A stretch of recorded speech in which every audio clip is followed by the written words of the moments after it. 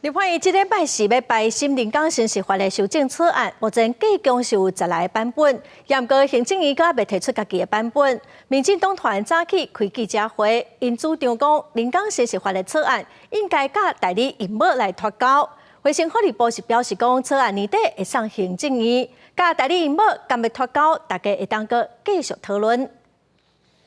人工生殖代理孕母要脱钩。立法院民进党卫权委员会委员初二早起联合召开记者会，批评卫权委员会调委苏清泉，伫个无社会共识甲配套的情形之下，伫个这礼拜四初五排审人工生殖法修正草案，要求人工生殖法草案都要甲代理孕母分开处理，莫互女性甲借腹生囝生出来囡仔，成做商品暴力的牺牲者。代理孕母用的是其他的女性的子宫，把怀孕生产的风险交给其他女性去承担，而且把健康的孩子呢当作交易的商品哦。民进党立委表示，赞成孤身的女性甲女同性配偶使用人工生殖的技术。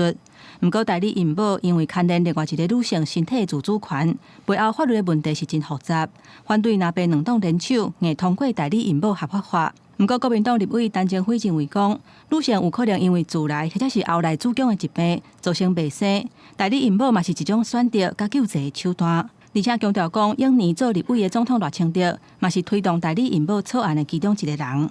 赖清德总统担任委员的时候，是做第一个代理孕母草案的提案人。那同时联署人有现在的副总统萧美琴。这个是要看政策啊，如果大家讨论，最后我们要看怎么样子啊那样。国检署署长吴兆军强调讲，目前预告修法的版本当在上尾一关，按照12月底进前会送去行政院，希望委员阁等一下。